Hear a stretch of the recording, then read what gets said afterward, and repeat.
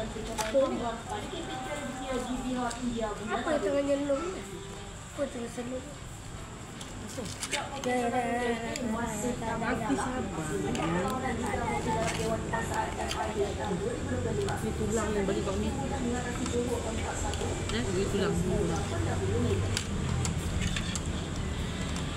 Selepas 3 kemenangan dan 1 seri yang diraih sebelum ini, THT memburu satu lagi keputusan positif untuk mengekalkan rekod bersih. Berdepan Johor, aksi seimbang disajikan kedua pasukan apabila terikat tanpa jaringan tamat suku pertama. Suku kedua, THT akhirnya memecah kebutuhan bermula dengan jaya Firdaus Omar minit ke-11 sebelum Suhaimi Kamarudin menjadikan kedudukan 2-0 tamat separuh masa. 2 minit sebaik suku ketiga bersambung, Johor berjaya merapatkan kedudukan 2-1 menerusi prosedur penalti Nabil Irfan Yusof. Namun kembali di bawah THT dan ini hasil sentuhan Arif Syafiq pada minit ke-27 dan Arif terus mempamerkan ketajaman menjadikan gol kedua pribadi pada minit ke-32 meletakkan kemenangan 4-1 THT. THT kini mengumpul 13 mata kekal dengan rekod tanpa kalah selepas 5 perlawanan.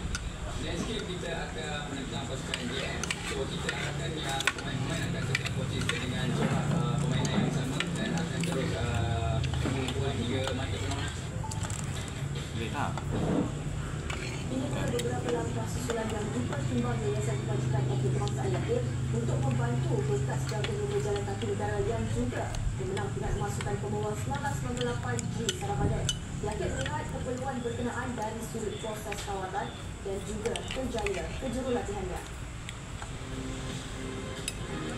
Sarabada kini sudah kembali ke kediamannya di Pulau Pinang selepas mendapatkan rawatan intensif di PPUM akibat penyakit saraf dikenali neuron motor MND. Berkali ini Sarabada juga dilepaskan daripada tugasan dilatih oleh Raja di negeri itu sehingga keadaannya dikenakan kuatlah kesihatan. Manakala Yakib akan menjadi khidmat perubatan bersesuaian yang berkaitan beban pengenakan 50 km jalan kaki sukan Commonwealth berkenaan. Saya terbincang dengan Wakil Negara Yakin awal untuk melakukan perubatan di ASN untuk kita melakukan pertemuan dengan pihak PPUM. Kita berbincang dengan Dah ya. Okay, bye. Bye. Bye.